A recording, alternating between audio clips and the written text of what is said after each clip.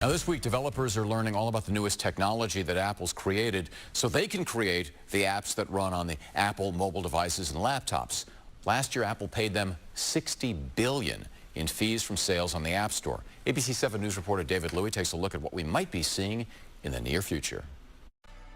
Apple is best known for its tablets, laptops, and iPhones, but it's the 34 million developers who create the apps that make them so useful, productive, and entertaining. The thousands gathering at Apple headquarters need to get working quickly to exploit what Apple unveiled for them, including updated operating systems for its mobile devices and a new Mac operating system called Ventura.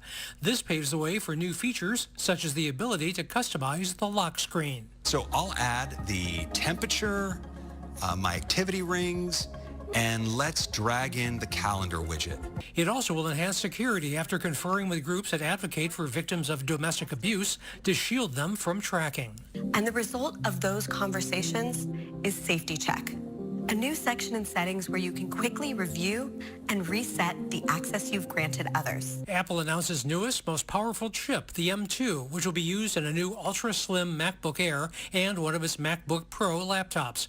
However, analysts say Apple appeared to be mindful of economic headwinds that could impact sales. I didn't see anything today that would overcome some of those rising tides around inflation, around energy prices, around other things, which obviously is a significant deal. For example, it didn't mention plans for a mixed reality headset, as other tech firms are developing them for the coming metaverse. I think there's some concern within Apple about, do we have enough of a value proposition to really make that product category mainstream. Apple usually targets fall to reveal its newest products for the holidays.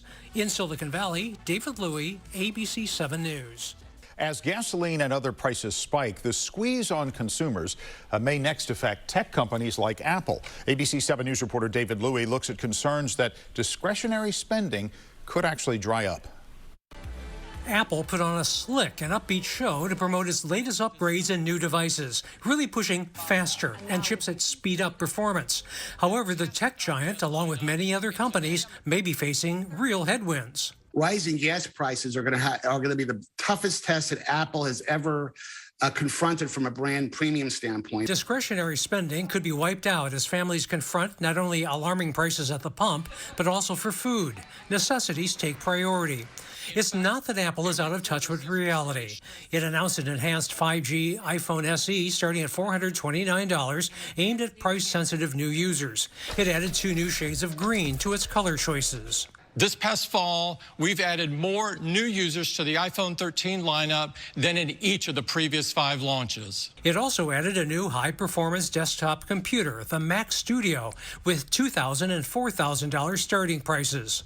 While all of that is good for fans of Apple inclined to buy now, the real test will come in the fall, when Apple traditionally launches new devices for the important holiday shopping season. People's confidence about where the world may go and where their jobs may go, where their discretionary income may go, is very much in question right now. And I don't believe Apple's going to be immune to that if we're in that same situation come September, October. Apple is taking a small hit already by pulling out of Russia in solidarity with Ukraine, a daily loss of $3 million, according to analysts. Because of its premium products with prices to match, it also has a cushion, and that its gross profit margin is around 43%. The U.S. market remains important to its success, and a looming recession and higher interest rates are factors it cannot control. David Louie, ABC 7 News. The next generation is here. Apple introducing its new iPhone, the iPhone 12 today. Apple is a month late in revealing its latest phones because of production issues, but the new iPhone 12 may entice some consumers to upgrade. ABC 7 News reporter David Louie takes a look at the new Apple lineup. Apple is ready to help you with your holiday shopping. Today is the beginning of a new era for iPhone.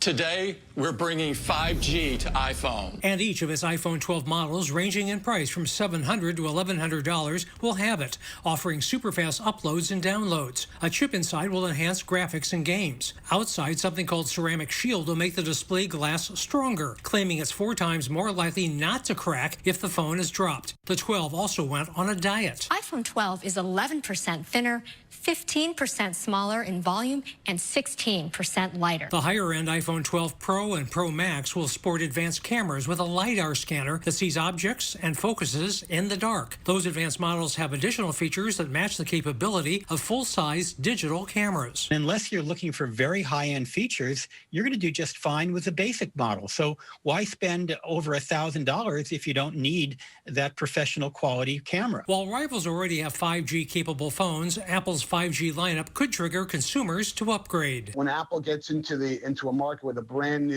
feature like 5G support, it kind of tells the mainstream market, hey, it's time to wake up and really time to start spending some time thinking about upgrading your phone. One thing to note, not all carriers have deployed 5G everywhere. Apple also unveiled a new $99 HomePod Mini speaker that works seamlessly with your other Apple devices and services. David Louie, ABC 7 News.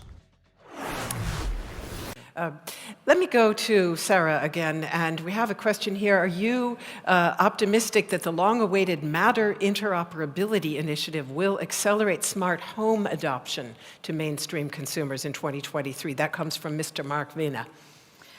Well, the topic smart home has always been connected to energy efficiency, and we've seen lately that this topic has been more prioritized.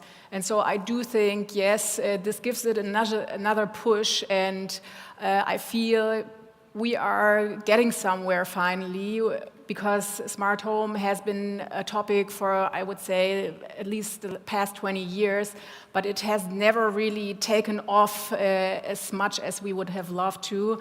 And energy saving is a very important issue that will accompany us also during the winter and maybe or most probably into the future, because these topics will still remain, and we need to handle them, and therefore I believe, yes, it is going to be accelerated and will take off now. And a key question. You're watching WNBC for New York. And now, Ralph Penza, Barry Peltz, Ira Joe Fisher, and John Frankel. This is News for New York at 11. And our data file tonight looks at a do-it-all computer plus some sex on the internet survey. And John's got Saturday sports coming up. A double treat in our data file tonight. Stay with us. All right, time for Saturday night data file tonight. A double bill, more results of our cyberspace sex survey. But first, to do it all computer you won't believe. Here's Dave Browdy. They are fast, powerful, and all in one box. They'd make one heck of a Christmas present. And that's what Compaq is hoping will happen with a new line of what are known as all-in-one computer and home entertainment systems. The first time you turn on your new Compaq Presario multimedia computer, you're going to get frustrated, but you'll get over it. For about half an hour, you won't be able to do anything but look at the machine as it installs about $1,000 worth of software and features that allow this single machine to replace your speakerphone, answering machine, your TV, your CD player, and your fax, and still have plenty of computing power left over. They really are complete multimedia systems. There's really nothing else that you need once you buy the system and you take it home. It's the wave of the moment, the all-in-one system. Compaqs start at a list price of just under $1,900, but you can find them for $1,700 or less. One of the nicest features about this system is that it's smart and shuts itself down when not in use. All it takes is a ring of an incoming phone call or a touch of a key to fire back up. All these machines are Energy Star compliant, which means they're designed to be kept on 24 hours a day, and they actually consume a power roughly equivalent to a nightlight. So from a power conservation mode, you're not using a whole lot of electricity. Your electric bills will not go through the roof, and they're designed to be kept on. I'm sorry? Are you burning up the hard drive? No, because the hard drive powers down, and what happens is if an incoming phone call comes in, then the hard drive spins up, and after a number of minutes of inactivity, then it shuts back down. These Compaqs are selling very well, mostly to first-time computer buyers and intermediate-level users. But you can get all these features and more as you move up the Presario line. For those users, this machine is the perfect system for them because it takes several minutes just to set the machine up, and they're up and running in just a few moments. It doesn't take a whole lot of time to get set up. Even if you do have to wait for the software to install itself. By the way, if you have someone at home who complains about wires connecting your computer components together, this system with its one-piece construction can be just what you need. Now what you've been waiting for, the final results of your voting on the question, should there be censorship of adult material on the internet? Only 5% of you said yes, 72% said no. Another 18% said no, but they thought some controls should be put in place to prevent children from accessing the files. You can access us and deliver files via the internet. Our address is news4ny@nbc.com, and we're always glad to hear from you. I'm Dave Browdy with Datafile.